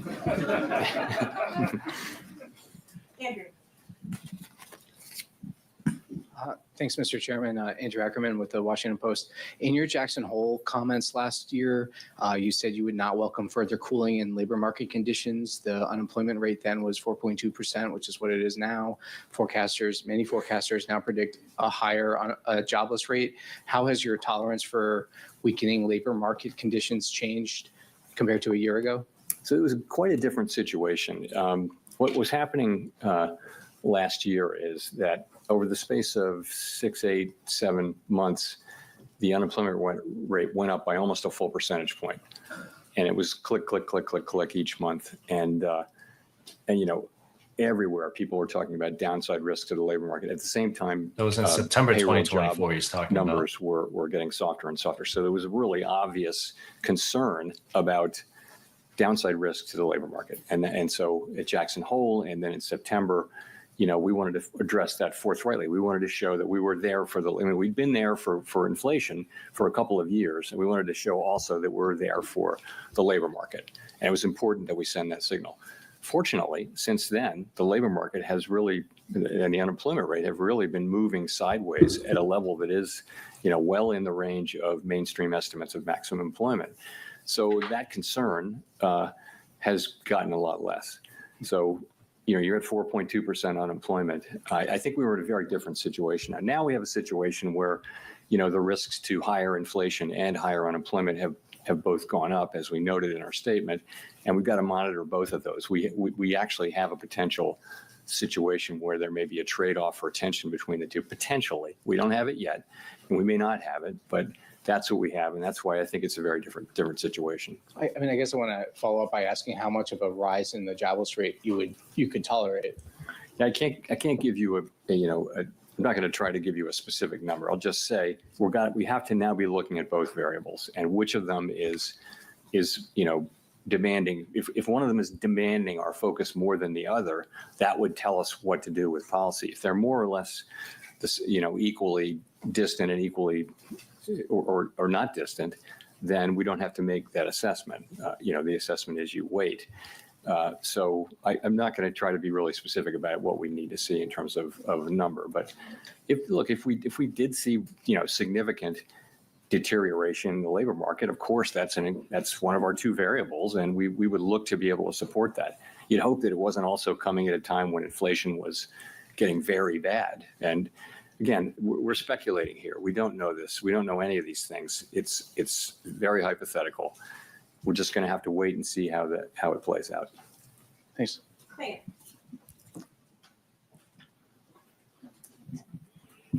Claire Jones, Financial Times. In terms of getting some clarity, we've got some talks at the weekend in Geneva between the US and China. A lot of economists are attaching an awful lot of importance to what we hear from those talks. How much importance are you attaching to them in terms of judging what will happen to the US economy going forward? And just in a similar vein, some economists are saying it's days, not weeks, that we have until we start to put the US economy at risk of seeing the sort of pandemic era shortages and higher prices if we don't kind of soothe relations between the US and China. So it'd be good to have your view on that too. So, these are not talks that we're in any way involved in, so I really can't comment directly on them. So, but what I will say is this, we had, coming out of the March meeting, the public generally had an assessment of where tariffs were going, and then April 2 happened, and it was really substantially larger than anticipated in the forecasts that I had seen and in our forecasts. So, and now we have we're in a new phase where it seems to be we're entering a new phase where the administration is beginning talks with a number of our important trading partners. And that has the potential to change the picture materially or not. And so I think it's going to be very important how that shakes out. But we simply have to wait and see how it works out. It certainly could change the picture, and we're mindful of not trying to make conclusive judgments about what will happen at a time when the facts are changing. And just on the fall in shipping volumes from China over these tensions, I mean, do you share that concern that we could start seeing goods shortages and higher prices in the coming weeks if this isn't resolved very quickly? I don't want to get we shouldn't be involved even verbally in the questions about the timing of these things. Yes, of course we follow all that data. We see the shipping data, we see all that, but ultimately this is for the administration to do. This is, this is their mandate, not ours. And I know as you can see, they're again beginning to have talks with many nations, and that has the potential to change the picture materially. So we'll just have to wait and see.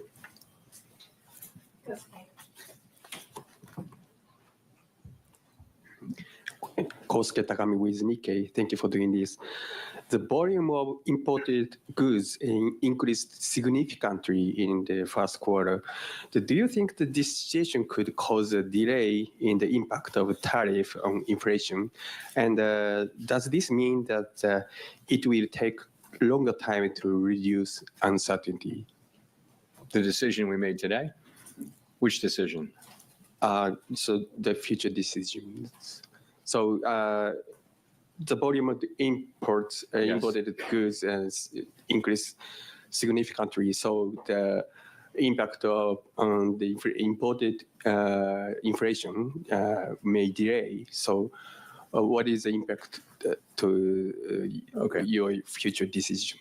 Okay, so I mean, I think we think that there was a big spike in imports, right? Very big, historically large, really, and to beat tariffs. And now that should actually reverse, so that it's the difference between it's exports minus imports. So and imports were huge, and so that it conveyed a very negative contribution to U.S. GDP, annualized GDP in the first quarter, as we all know.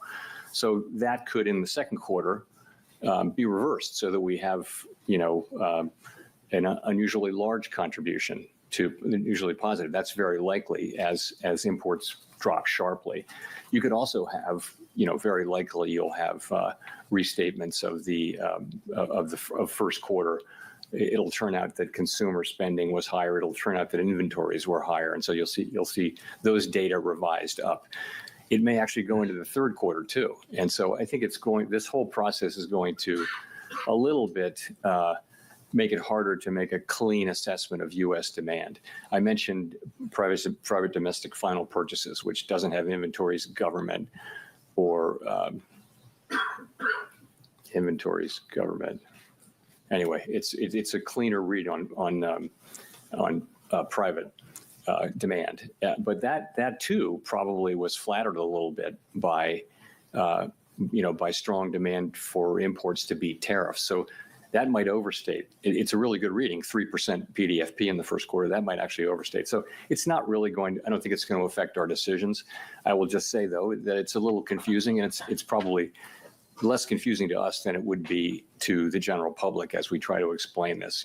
It's complicated, and GDP is sending a signal, PDFP is sending a signal. It's a little bit confusing, but I think we understand what's going on. It's not really going to change things for us.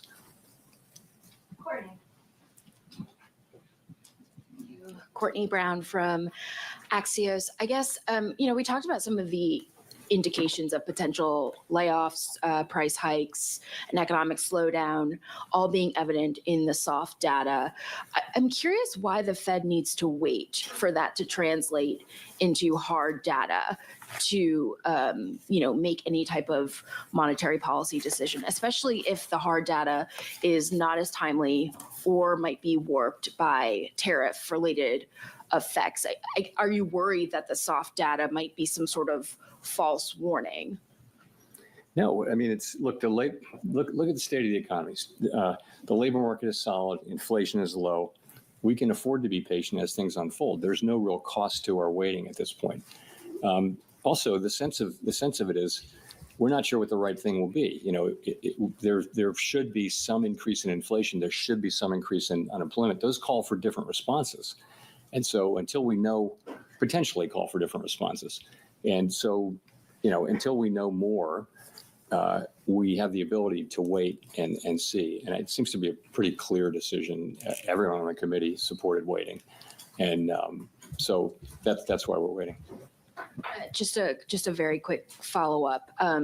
There was this sort of vibe session, if you will, where the sentiments expressed in soft data did not translate into the hard economic data. How are you thinking about that when interpreting some of the signs in the softer survey data? I think going back a number of years, the link between sentiment data and consumer spending has been weak.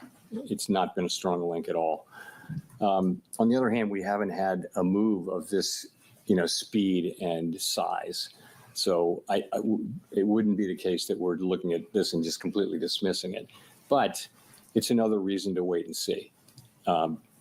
You're right that we had a couple of years during the pandemic where people were saying just very downbeat surveys and going out and spending money. So that can happen, and that may happen to some degree here. We just don't know. This is an outsized change in sentiment, though, and so none of us is looking at this and saying that we're sure one way or the other. We're not. Matt. Thanks, Chair Powell. Matt Egan with CNN. So you mentioned earlier that you're monitoring the shipping data. And we have seen in the shipping data that imports from China into the Port of Los Angeles have plunged. And that has raised concerns about potential shortages. What tools, if any, does the Fed have to ensure that prices and inflation expectations don't get out of hand if tariffs do cause significant supply chain disruptions? I mean, we don't have, the kind of tools that are good at dealing with supply chain problems. We don't have that at all. That's a job for the administration and for the private sector more than anything. What we can do with our interest rate tool is we can be more or less supportive of demand, and that'd be a very inefficient way to try to fix supply chain problems. But we don't see the inflation yet. We're of course reading the same stories and watching the same data as everybody else, and right now we see inflation kind of moving sideways at a fairly low level. If I could follow up on that, President Trump has indicated that he will likely name a replacement for you when your term as chair expires next year. But your position on the board runs through January 2028, I believe. Would you consider remaining on the Fed board even if you're no longer chair? So I don't have anything for you on that. My whole focus is on, and my colleagues' focus is all on, trying to navigate this tricky passage we're in right now, trying to make the right decisions. We want to make the best decisions for the people that we serve. That's what we think about day and night. And this is a challenging situation, and that's 100% of our focus right now. Let's go to Jennifer for the last question.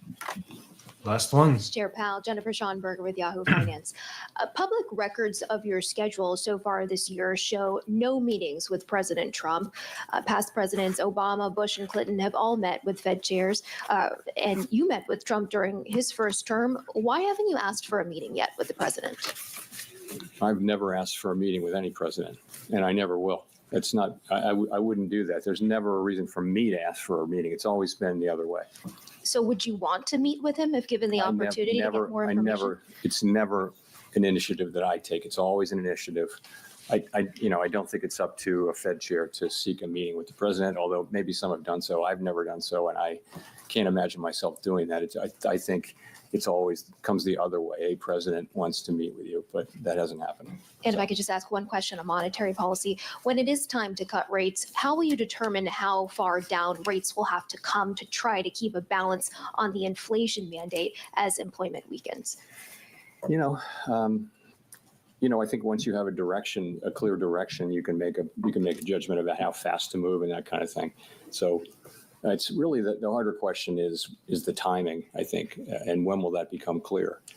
And fortunately, as I mentioned, we have our policy in a good place, the economy's in a good place, and it's really appropriate, we think, for us to be patient and wait for things to unfold as we get more clarity about what we should do. Thanks very much. All right, so that was really interesting because Trump's his term is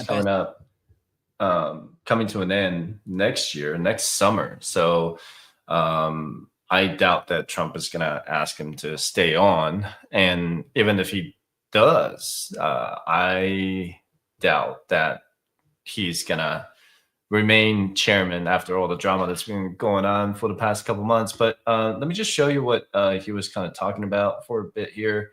What I want to show you is this. If you're just tuning in, I would like you to pay attention to the following dates. So these are the dates that we went over at the beginning of the live stream on what you should go over. Okay, so CPI, inflation. So he talked about that a lot, right? And so it does sound like they want to look and see how this goes, if it's going to keep lowering, but I don't think that's going to lower anymore. PPI would be the producer side and CPI is the consumer side. Retail sales, so it went up by a lot, which makes sense because, right before Trump announced the tariffs, like every company, every employer, everybody was trying to buy as much as they could before the tariffs were being imposed.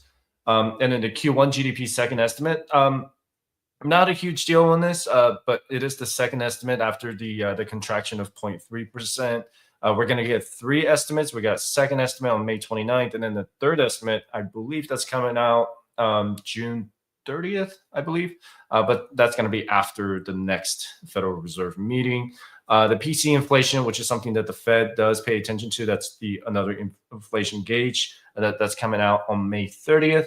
JOLTS, unemployment, so those are all labor data. they're also paying attention to. And right now, the unemployment rate is at 4.2%. And as he said, labor data doesn't show any cracks, doesn't show any weaknesses. So that's something that they want to pay attention. They're going to continue to pay attention to.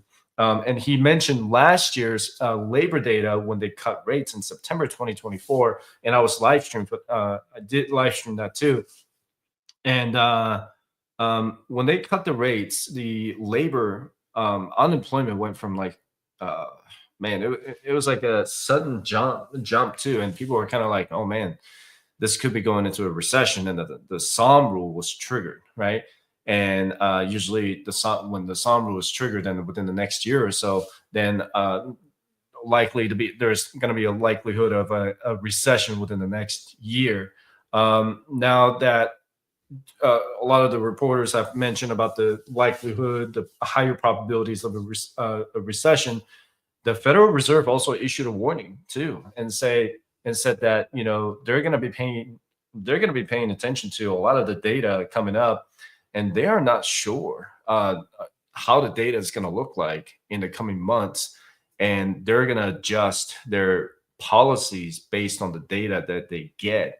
So again, if the labor data becomes weak, going from 4.2%, let's say it goes to, he didn't give us the numbers, but let's say it goes to 4.5% in a matter of 2 months. And then it goes to 4.7% by July FOMC meeting, for Federal Reserve meeting, then I could see that they're going to be cutting interest rates, right?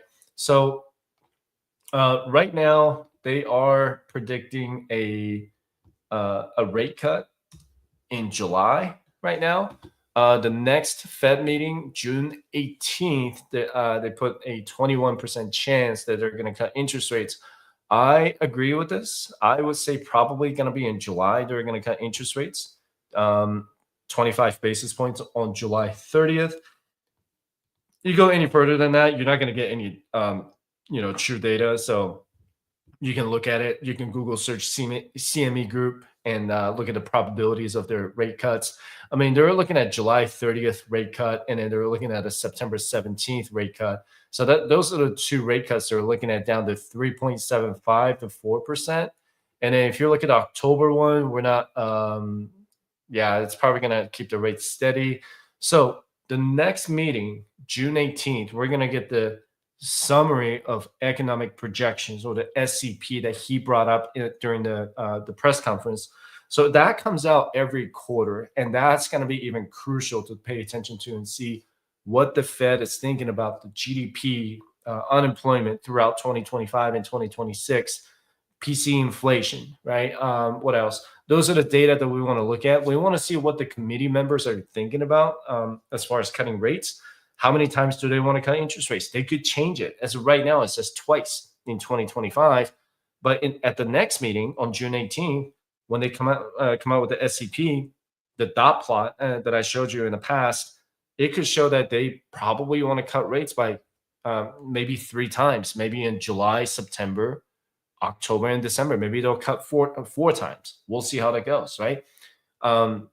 Back in 2020, when COVID happened, they had an emergency meeting and they cut interest rates all the way down to 0. That has to be something like COVID related, right? So it needs to be like an absolute emergency for them to do something like that. And before that happened in 2008, late 2008, to cut interest rates dramatically. So, that's something that you want to pay attention to. And the second part of the live stream that I talked about was the tax bill. So right now, a lot going on, and they mentioned that during the press conferences. The biggest the two committees the number one committee we're all waiting on is the Ways and Means Committee. And this is going to create a debt, or the deficit of 4.5 trillion, not the total net deficit, but it's just how much they're looking to spend, right? $4.5 trillion. That would be the tax cuts on Social Security, overtime, and tips, and potentially eliminating the health savings account, replacing it with a universal savings account, eliminating the SALT deduction, eliminating the mortgage interest deduction, and they're looking to include the auto loan interest into your tax deduction into the future. So they're looking to eliminate the mortgage interest and add the car loan interest to it. So we'll see what happens. And right now they're looking to hold a meeting, or the market week next week. And if I have to guess, it's probably going to be around Tuesday or Wednesday. They're probably going to release the PDF like I did on the live stream on the federal employees. It's probably going to come out on Tuesday, and then they're going to have a committee meeting on either Wednesday or Thursday. That's my guess. And that's probably going to be the biggest committee meeting before the bill gets passed and sent to the House Budget Committee, right? So that would be the final reconciliation bill that they're going to have, but they need to pass this committee first. That's why this is very important to know. Put it on your calendar, because this is going to affect your lives, how much you're going to pay taxes. There's going to be some tax increases too. In the budget outline, they're looking to eliminate head of household as a tax filing status. So if you're a head of household with dependents, you qualify, you've been filing taxes in that, if it passes, then you're going to end up filing your taxes as a single individual, which is going to be a higher tax rate because you're going to be filing as a single individual instead of a head of household. So that would matter, right? A couple other things that got passed 2 years ago from Secure Act 2.0, like mandatory Roth contributions for the 401ks. If you're over the age of 50 making $145,000 a year, that's been passed. These are the things that they don't advertise, because they don't want to advertise that, hey, we're going to hike your taxes, right? We're going to increase your taxes by making you pay more of this, but they're going to focus more on the tax cuts. So I really encourage you to pay attention to every single passage as much as you can in the bill, and just read it and see what's in there.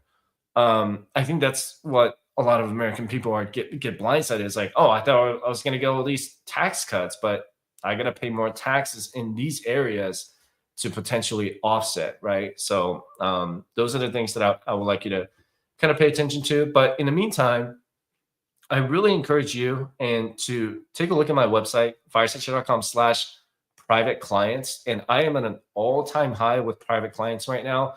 I am truly, truly happy and very fortunate to be in this position to, and I just realized the other day that I have over 62,000 subscribers, and I didn't even know how that happened. I try not to pay attention to the subscriber count, because the view count is what matters more on YouTube. But the traffic for new clients is just insane. And I've gotten all the messages from you guys about the federal employee pension live coverage that I did last week. I really appreciate your kind messages. And I also appreciate some of the mean messages. It is what it is. I got thick skin.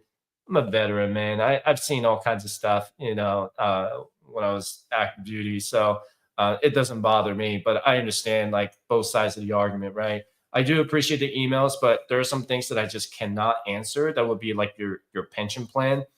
The best person to ask would be your HR, right?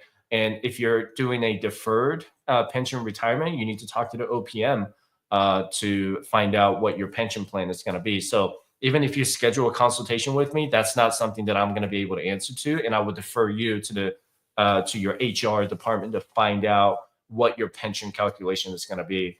As far as everything else, like the 401k, TSP, Roth IRA, your financial planning, your budgeting, cash flow statements, debt payoff plan, stuff like that, net worth statement, cash reserve, those I can help, right? But as far as like the pension calculation, you need to talk to the HR about that. But I really appreciate all the messages that I received over the past week and a half or so. It's just amazing to be in this position. But I'm going to just advertise this a little bit. And this live stream is not sponsored by anybody, but check it out. Go to firesidechat.com/private clients. And I don't ever want you to enroll in the private client right away. There is a link at the top where you can do a one-on-one consultation. And that's where I encourage you to go to, is to make that one-on-one consultation with me for 60 minutes, because you may not even be eligible for the private client program. It may not be suitable for you.